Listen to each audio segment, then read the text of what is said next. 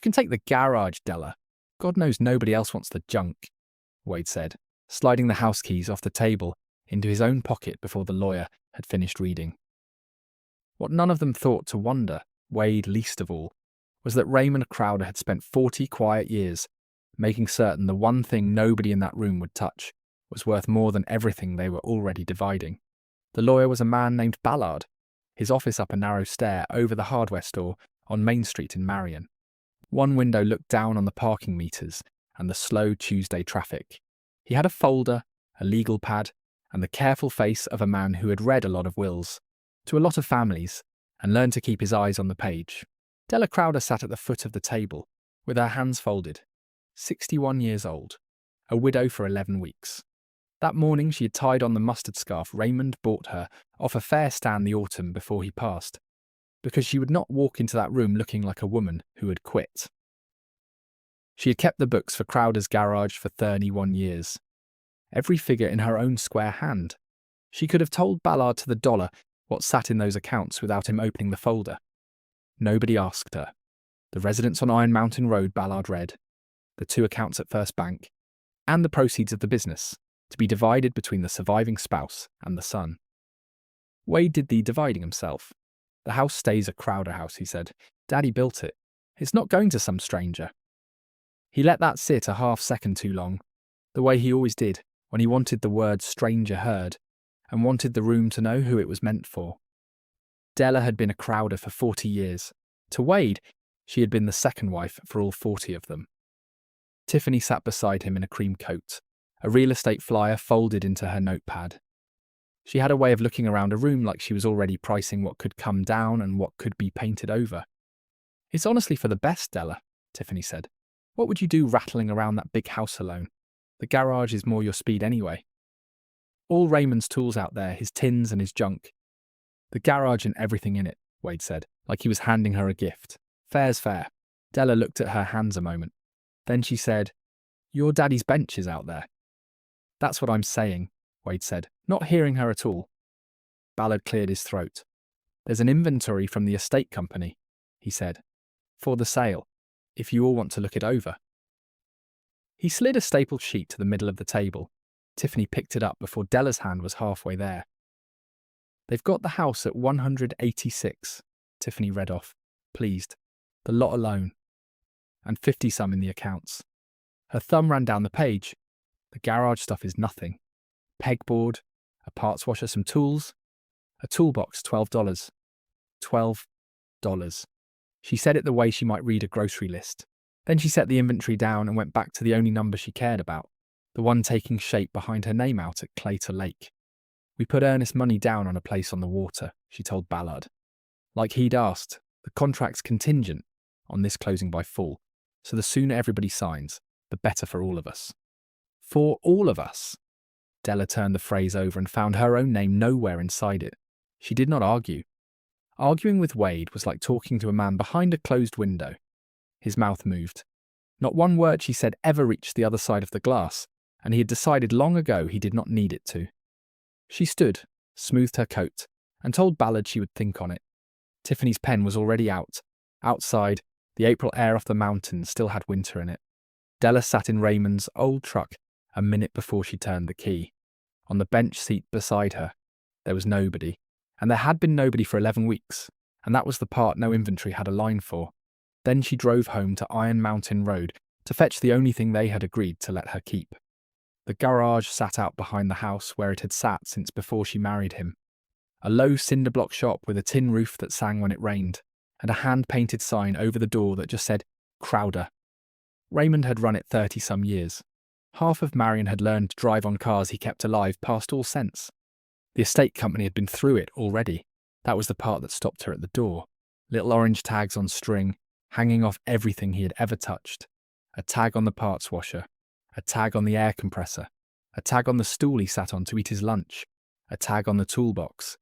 It stood where it always stood, at the end of the bench under the window. Red steel gone the colour of dried brick, heavier than any 2 men wanted to lift, the drawers worn pale where his hands had pulled them 10,000 times. The orange tag hung off the handle on its little string. $12 in someone's felt tip. Della untied the tag and put it in her coat pocket. Then she got both arms under the box the way Raymond taught her, lifted with her legs, and carried it 3 feet to the clear end of the bench where it would be hers and not the sail's. She set it down. The whole bench took the weight with a sound she felt in her teeth.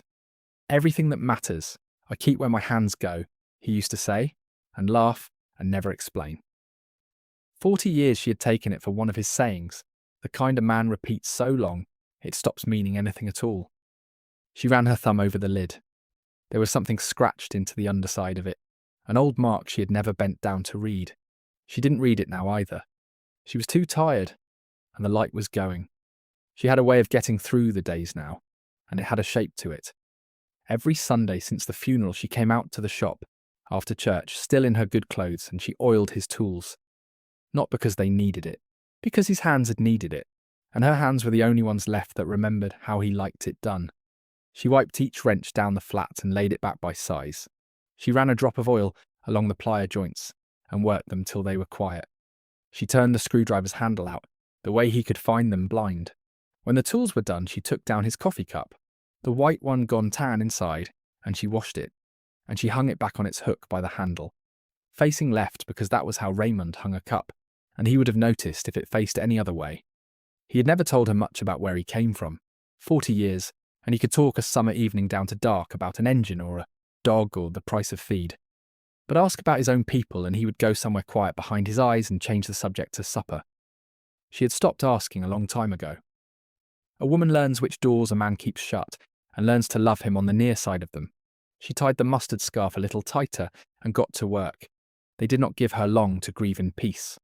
The next Saturday a silver SUV came up the gravel and Tiffany got out with a tape measure and a young man in a golf shirt, who turned out to be from the realty office over in Wheatville. Wade came behind them with 2 paper cups of coffee, neither one for Della. They walked her own front rooms like she wasn't standing in them.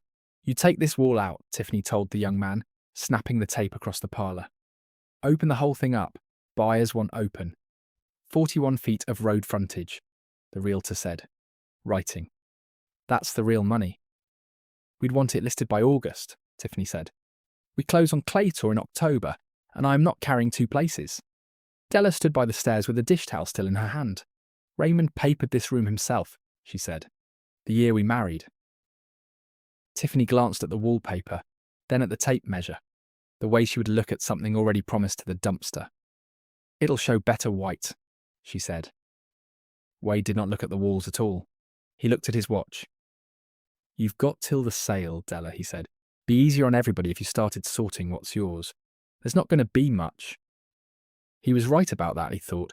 He was wrong about it too, though he would not learn that for a while yet. When they had gone, Della went back out to the shop and stood in the dark, a minute before she pulled the chain on the light. She did not cry. She had done her crying in the 11 weeks behind her, in the truck and the kitchen, and the cold middle of the bed. What she felt now was steadier and harder to name, the feeling of a woman handed the smallest thing on the table, who has begun, very slowly, to wonder why her husband wanted her to have exactly that. The garage stays. The garage and everything in it. It was not like Raymond to be careless. The man labelled his fuse box. He kept receipts in cigar boxes by the year.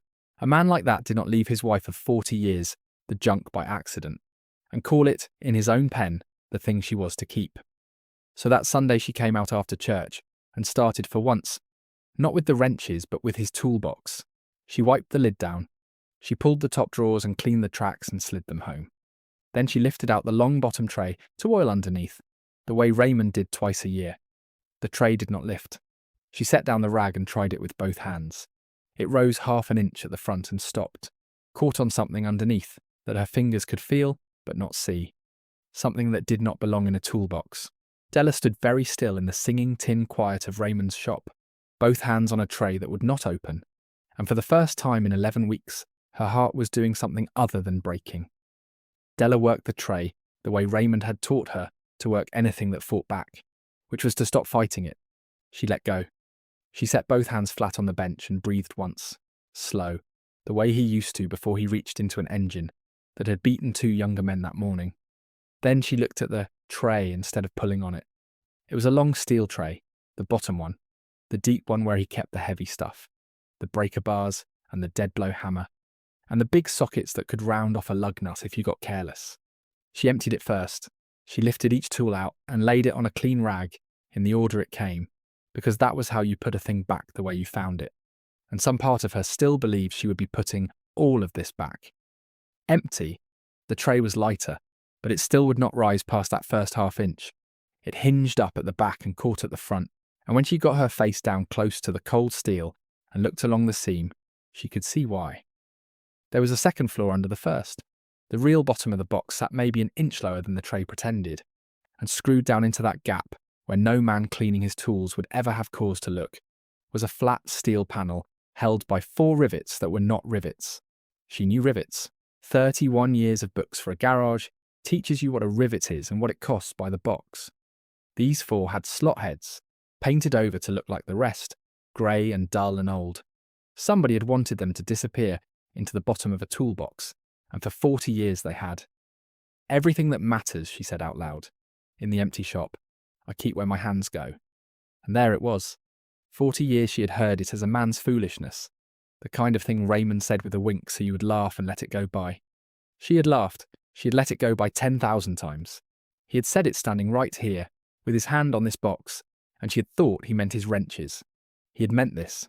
Della went to the pegboard and took down the screwdriver with the worn yellow handle, the one he reached for blind, the one she turned handle out every Sunday so his ghost could find it. The slot fit the painted heads like it had been ground for them, and maybe it had. The first screw was stubborn. She set the heel of her hand against the butt of the handle and leaned her whole weight down into it the way he showed her, and it broke loose with a small dry crack that sounded, in that quiet, like a door coming unlocked. 4 screws. She lined them on the rag beside the tools, in a row, because her hands did not know how to do anything sloppy in that shop. You have likely already told yourself what a careful man hides under the false floor of his toolbox. Hold that thought gently. It is a smaller thing than what Raymond Crowder put there. The panel lifted out. Underneath, in the hollow he had built into the bottom of $12 worth of estate sale junk, there were 2 things. The first was a packet wrapped in oilcloth, the green waxy kind he used to wrap a carburetor he meant to keep, folded over on itself 3 times and tied with wax string. The second was a tin, an old flat tobacco tin, the paint long gone, the lid pressed down tight. Della lifted the tin out first because it was nearer. It had weight to it, a small shifting weight that slid when she tilted it. She worked the lid with her thumbnails, and it came off with that tin-on-tin shriek that lives in every old shop drawer in the world. And inside, on a square of cotton wadding gone yellow, lay a key. A brass key, long in the shank, heavy in the head, the kind they do not cut anymore, the kind that opens a real lock in a real door, not a padlock and not a car. It had been polished once and gone dull since. She turned it over in the light. There was no tag on it, no number, no name. She knew every lock on that property. She had a key to the house, and a key to the shop, and a key to the gun cabinet Raymond never loaded, and this fit none of them. This was a key to a door she had never stood in front of. She set it on the bench beside the screws and looked at it a moment, a brass key with no lock, and felt the back of her neck go cold in a way that had nothing to do with the April air coming under the door. Then she took up the oilcloth packet. It was light. That surprised her. After the weight of the key, she expected the packet to be the lesser thing, and instead it was almost nothing in her hands. A few sheets of paper folded small. She picked at the waxed string, and it would not give. So she took his pocket knife off the bench, his case knife with the bone handle worn to the shape of his thumb, and she cut the string. The way you cut string you do not intend to tie again. The oilcloth fell open in 3 soft folds. Inside were papers, old ones and one not so old. The top sheet was thin and blue-backed, the kind of legal paper that comes folded in thirds, with typing on the face and a line for a hand to sign. Della unfolded it on the clean part of the bench, smoothing it flat with the side of her hand, the way she smoothed the tablecloth, and she put on the reading glasses she kept on a chain around her neck, and she read. It took her a moment to understand what she was holding, because her eyes kept going to the wrong parts, the way they do when a thing is too large to take in. At the corner you start from, there was a description full of rods and poles and a creek called by name. There was a county that was not their county. There was a date. And there, near the top, In the heavy print they use for the thing that matters most on a page were the words that did not fit anywhere in the life she thought she had been living. A deed of land.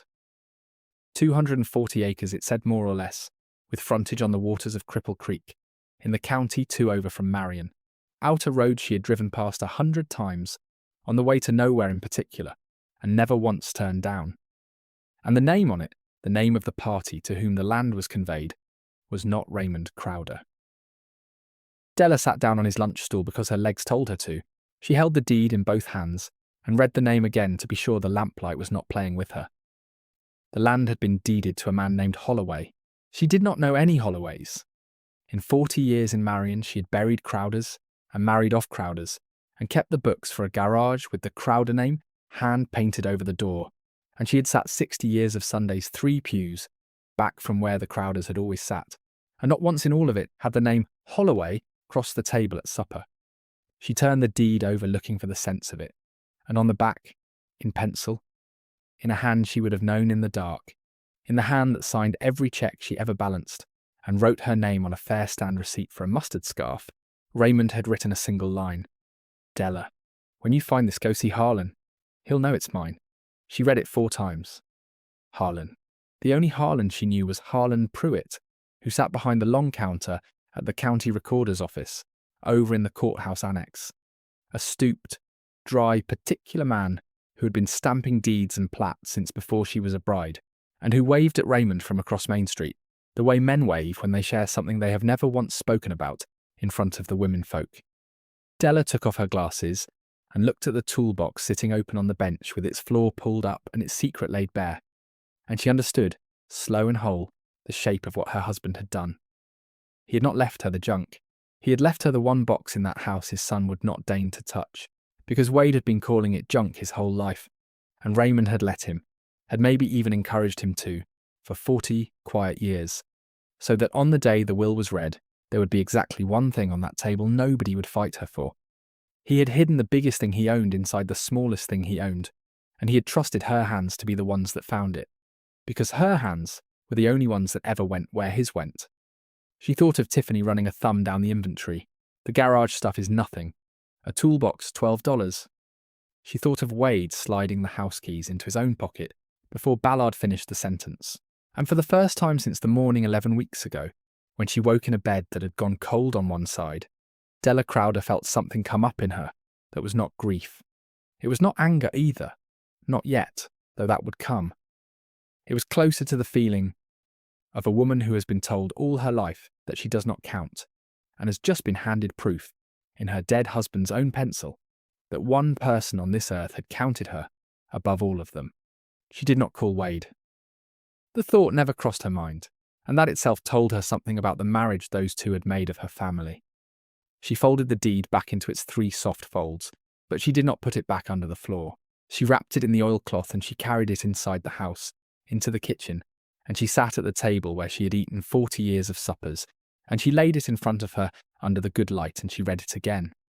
All of it, slow, the rods and the poles and the creek called by its name. Then she got up and got a fresh dish towel and went back out to the shop, because there was one thing she had not done. She climbed up on the stool and bent her stiff knees and got her face up under the open lid of the toolbox, into the dark of it, and she felt along the underside of the steel with her fingers until she found the old, scratched mark she had run her thumb over the evening before and been too tired to read. She wiped it clean with the towel. She angled the lamp, scratched into the steel with the point of a scribe. In letters a young man's hand had pressed deep and crooked and proud, was one word, the same word that had no business being on a deed in her kitchen, and every business in the world being there. Holloway. Della Crowder stood in the singing quiet of her husband's shop, the scarf still tied at her throat, a brass key in her coat pocket, and a deed to 240 acres folded in oilcloth on her kitchen table. And she said his name out loud to the empty room, the way you say a name when you have just understood you were married for 40 years to a man who told you the truth every single day in a sentence you mistook for a joke. In the morning she would put on the mustard scarf again, and she would drive the truck 2 counties over to the courthouse annex, and she would lay the deed on Harlan Pruitt's long counter and watch his old face change. But that was the morning. Tonight she turned off the shop light and stood a while in the dark, not afraid of it, listening to the tin roof tick as the night cooled, keeping company with a man who had thought of everything, and had thought, most of all, of her. Morning came up grey over Iron Mountain the way April mornings come to the Blue Ridge. The fog laid down in the hollows like cotton batting, and the dogwood by the porch beaded silver with it. Della was awake before the light, because a body that has done a thing 40 years does not quit doing it just because the world has tilted under it. She made the coffee. She poured 2 cups out of pure habit, and caught herself with the second one steaming in her hand. And then she did the things she had done every morning for 11 weeks. She carried it out to the shop in the cold, and hung Raymond's cup back on its hook by the handle. The white one gone brown on the inside, the one nobody was ever allowed to scrub because he swore the stain was seasoning. She left it there full and turned off the light. She did not talk to it this morning. There was nothing she could say that the day was not fixing to say a good deal louder. Back inside she dressed and she tied on the mustard scarf. She had worn it to Ballard's office the morning they read the will, knotted at the throat the way Raymond first knotted it on her at the Smith County Fair, the autumn he bought it off a card table for $2, and told her she was the best-looking woman on the mountain. She had worn it that day to be looked at by people who could not stand to look at her. She tied it on again now, in the spotted mirror in the hall, an old woman's fingers making a girl's neat bow. And she studied herself a moment. The grey bun, the weathered denim, the scarf the colour of the soft inside of a biscuit. She did not look like a woman a man would trust with a fortune. That was the whole of it. That had always been the whole of it. She put the oilcloth packet in her handbag and the tobacco tin with the brass key, and she went out and started the truck and let it warm while the windshield wept fog. Then she backed down the gravel and pulled out onto Iron Mountain Road with the heater ticking and the wipers going slow. Marion was just waking when she came down through it. The lights were on yellow in fenders, and she could see old Dunlop in the window, with his paper and his eggs the way he had sat in that window since Carter was president. She drove down Main Street past the courthouse with its flag hanging wet and limp, past the church where the Crowder pew had held Crowders for 60 years, and held her 3 rows back from all of them every Sunday of her married life. She did not stop.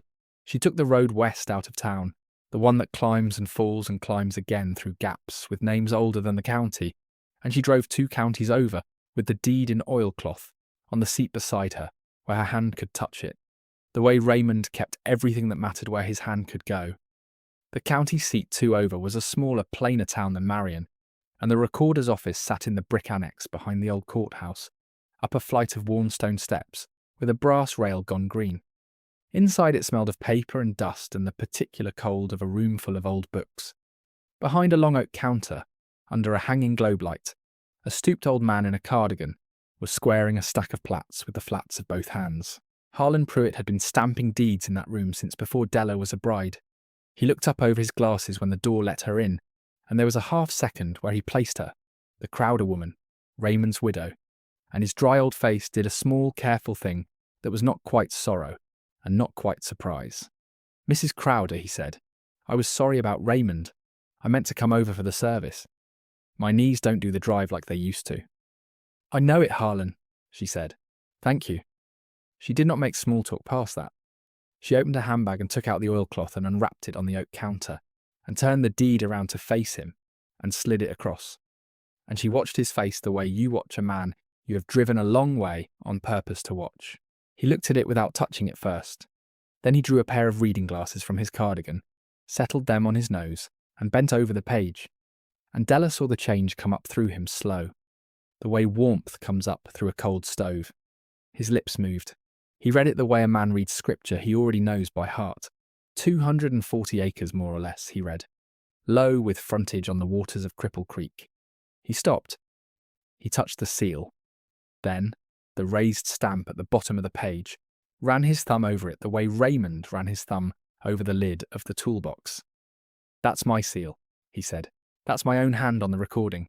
Book 4, 81, page 290. I entered this myself."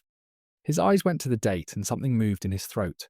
"Recorded the 9th of October this past fall." He sat right where you're standing and watched me set it in the book. He laid one finger on the bottom of the page. And that's his signature there. That's Raymond's own hand. I watched him put it down, and I watched him press too hard on the R the way he always did. It's in your name, Mrs. Crowder. He read your name back to me twice to be sure I had the spelling true.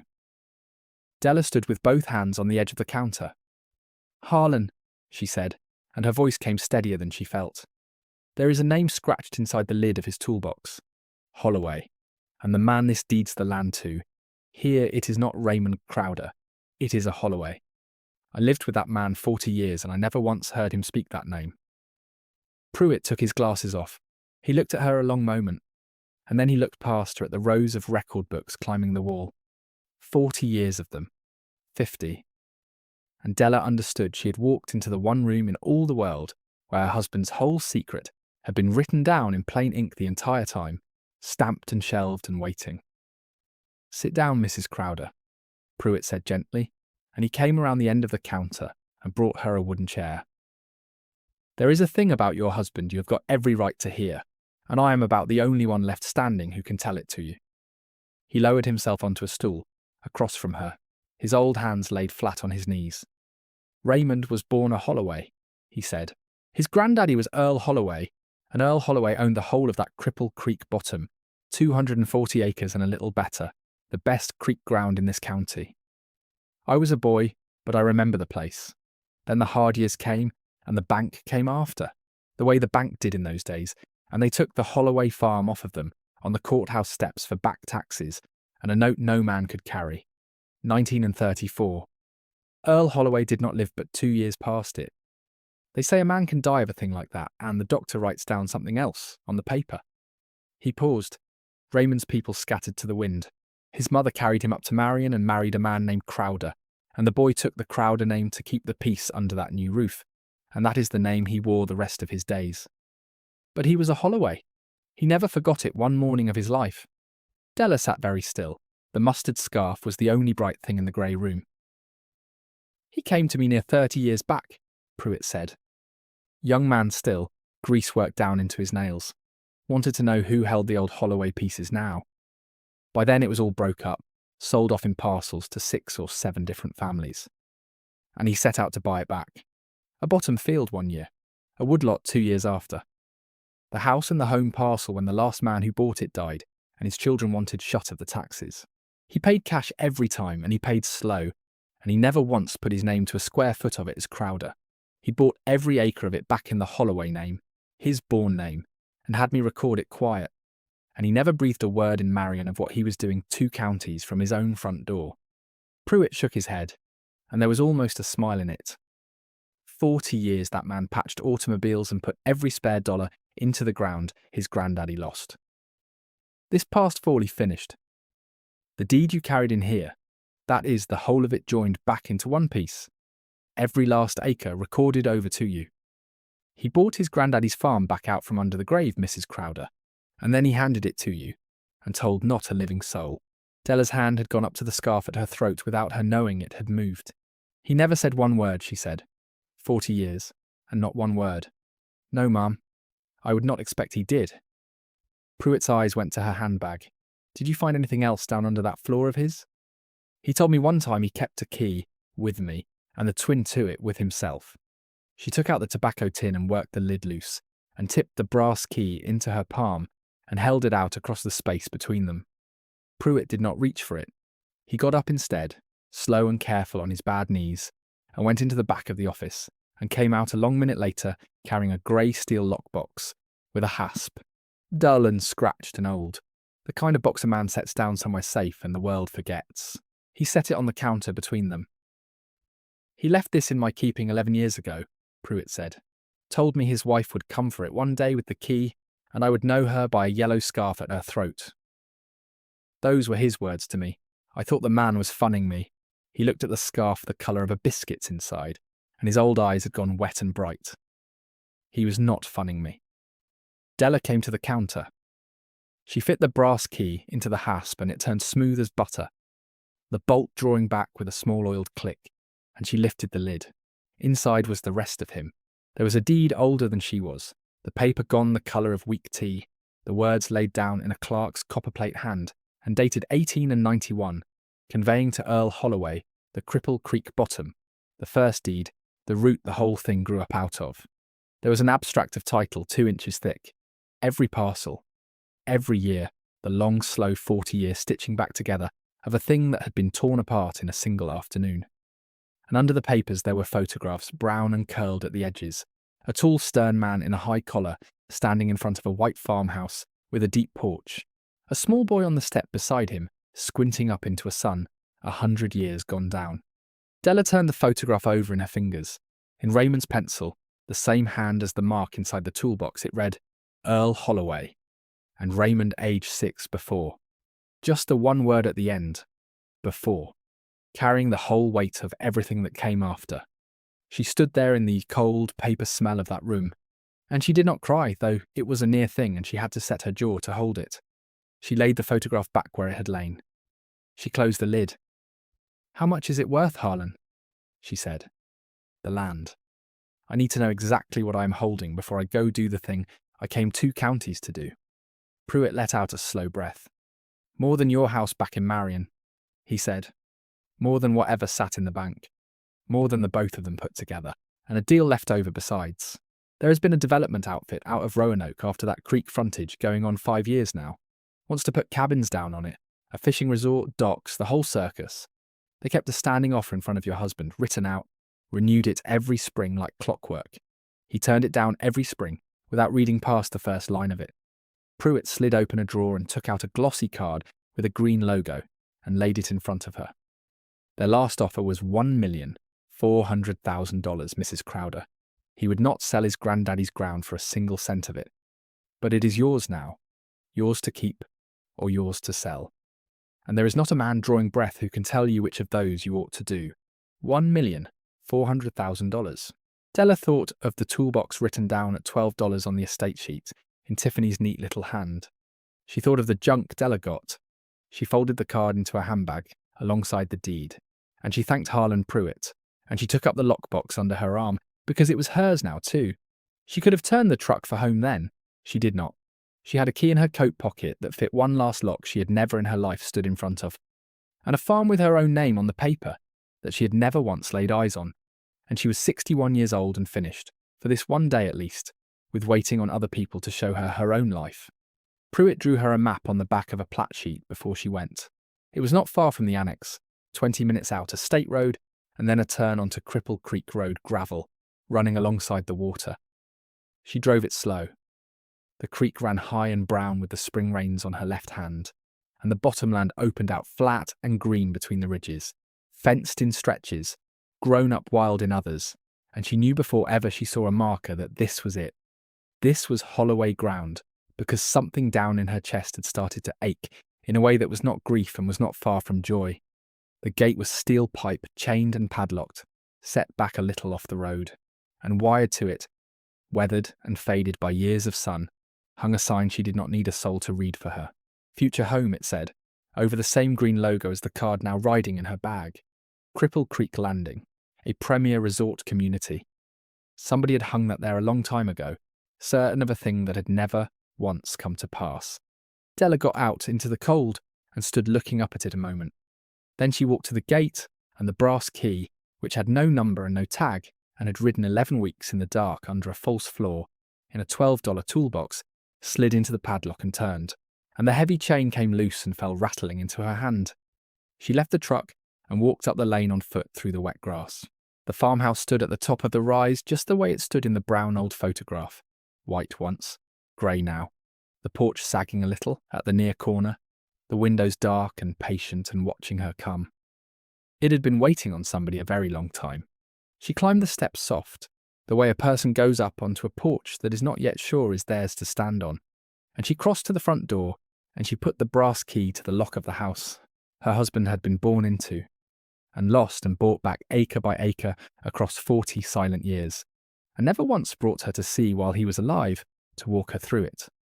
The key turned. The door swung inward on its old hinges with a long, low groaning sound, and the cool breath of the house came out to meet her. Dust and old pine and wood smoke soaked into the walls from 100 winters of fires.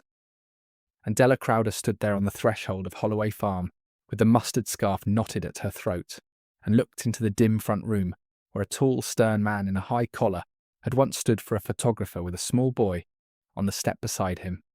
And she understood, standing in that doorway with the key still warm in her hand, that she had not come to the end of anything at all.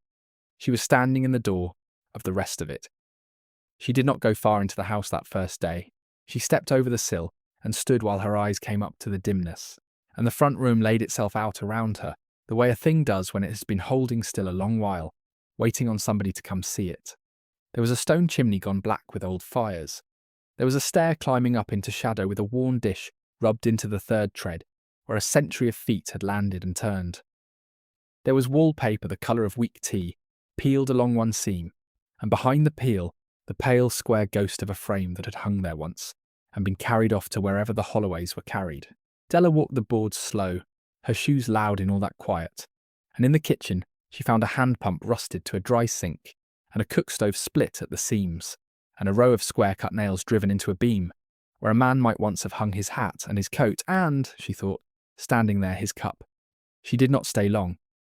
She went back out and pulled the door to behind her, and turned the brass key in the lock, because it was hers to lock now, and she drove the long road home to Marion, with the grey lockbox riding the seat where a passenger sits, and she never once reached for the radio the whole way. It was 11 days before she was ready, and she did not hurry a one of them. She went on a Tuesday to a lawyer of her own choosing, a woman with an office 2 doors up from Fender's on Main, not the man who had read the will, and she laid the certified deed on that woman's blotter and watched a second face in a week go still over it. She had her papers drawn. She made a telephone call she had been turning in her hand since the recorder's office, and her voice held steadier through it than she had any right to expect. And on the morning it was set, a grey morning with the clouds sitting low on the ridges over Iron Mountain Road, and the summer heat not yet burned down through it, Della Crowder stood at her own mirror and tied the mustard scarf at her throat the way she had tied it every time a thing had mattered, and she carried Raymond's heavy steel toolbox out to the truck by its cold handle. The estate tag still wired to it, $12 marked in Tiffany's tidy hand.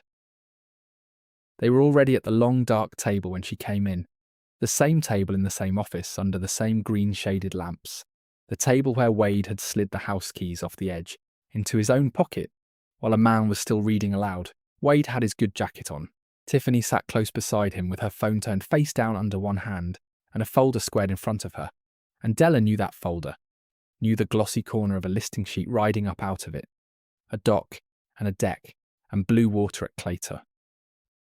The lawyer who had read the will half rose, saying her name, surprised to see her at all, and more surprised by the box she set down on his good wood, with a sound that stopped the room. "Della," Wade said, "we got it about wrapped. You didn't need to come in.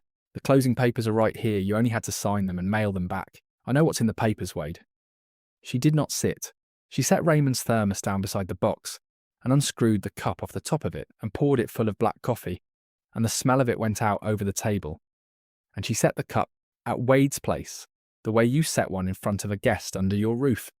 You take it black. Your daddy took it black. Drink your coffee while I show you something. Wade looked at the cup and did not put a hand to it. Tiffany's eyes had cut to the box and come back narrow. "Is there a reason," she said, "you brought that filthy old thing in here onto the table?" Della raised the lid. The tools lay there oiled and bright as the morning he had set them down, because she had kept them so, every Sunday since, and that was not what Wade had pictured under the dust at all. She lifted the top tray out and laid it aside. She put 2 fingers down into the dark of the box and drew up the folded deed in its oilcloth, and she opened it flat on the wood and smoothed the deep creases with the side of her hand and turned it so the seal faced the lawyer. "There is a reason," she said. He drew the page toward him. He read, and his reading slowed, and he reached and tipped the lamp to throw the light low across the foot of the sheet, where the stamp stood up off the paper. "This is recorded," he said, and the ease had gone out of his voice. "This is a recorded deed." "Out of the next county but one," Della said. 240 acres on Cripple Creek. Set in the book last October, while Raymond was alive to sit in the chair and watch the clerk do it. In my name. Mine and nobody else's. She let it sit there a breath. "Telephone the recorder if you want it proved. Ask for Harlan Pruitt. Ask him for book 481. He will be waiting on the call." The lawyer made the call. He stepped to the corner with the receiver and read the numbers low into it, and the room sat in a silence with the coffee going cold and untouched at Wade's place. And Della watched the man's shoulders and saw the exact moment the answer came back down the line, because he put his free hand flat against the windowsill to steady himself on it. He came back to the table slow. "It is good," he said. "Quiet. It is good and it is hers. This never belonged to the estate, Mr. Crowder. It was deeded over to her before your father passed.